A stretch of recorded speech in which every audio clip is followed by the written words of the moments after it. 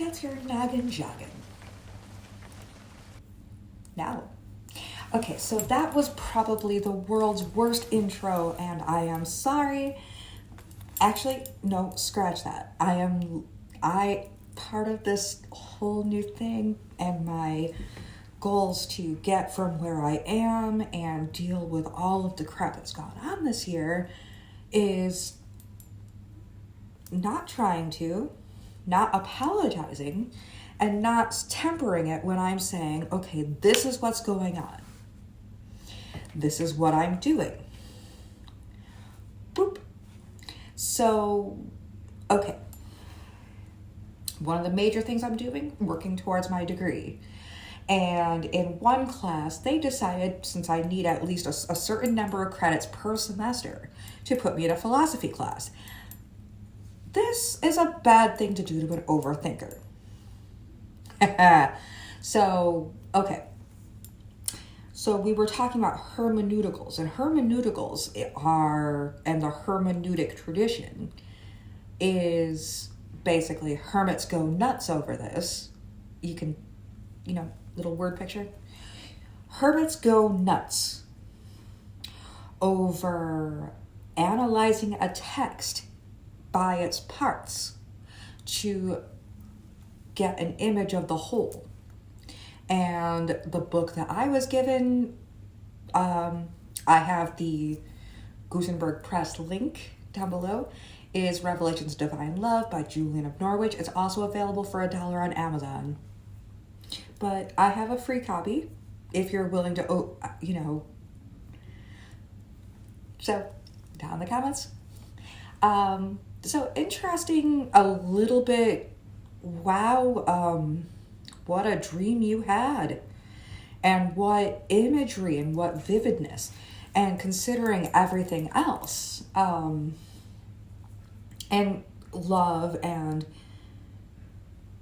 in some respects, if you happen to be of a certain faith, realigning with a savior, realigning with someone who died really, really horribly. And this is brought in kind of pure living color in this image. And death and decay and also newness and beauty.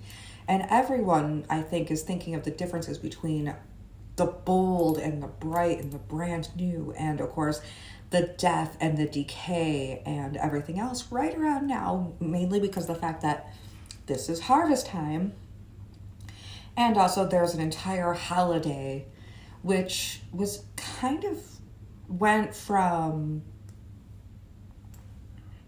a borrowed tradition to a Christian tradition of,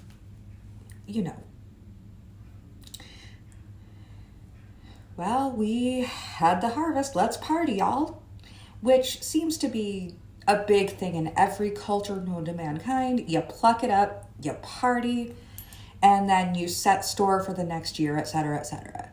But also, leaves and grass, and also death and decay, and all this other stuff, and just this feeling and this air of gloom. And okay, but that's a chapter closing. What next? Where do I go from here?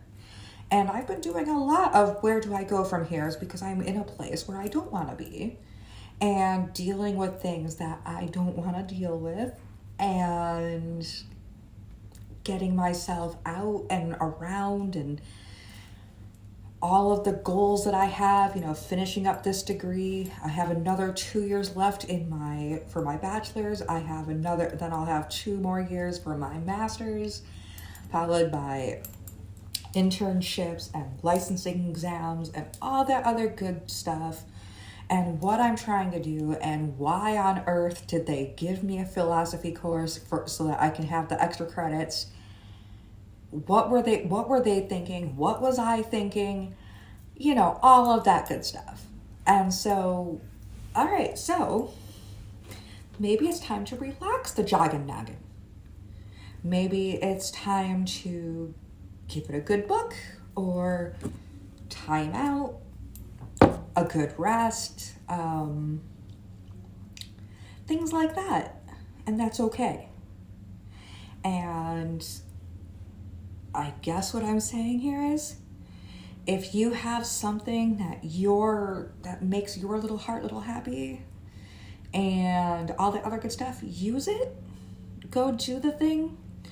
Enjoy the seasons for what they are, even though this one will be replaced by bare branches and cold and rain, and sometimes the brain and the weather match personality wise, so watch out for that. Maybe some sunlight bulbs. I actually put one in because I wanted a little bit more light and maybe a little bit of help from that.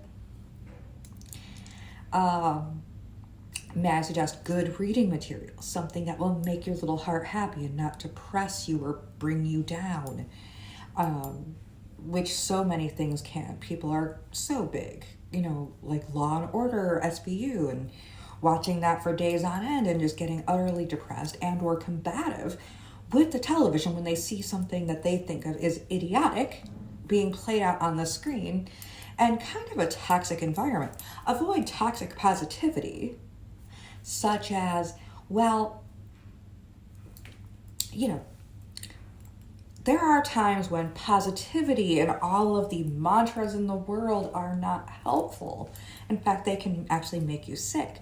And there's that image where Scar from The Lion King is bringing forth all these phases like, this brings me joy, while doing absolutely terrible things in a sort of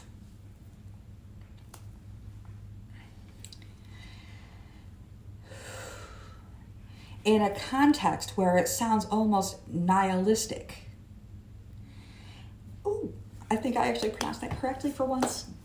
And nihilism, nil, the feeling like there is nothing, that there is only this moment. I don't know, man.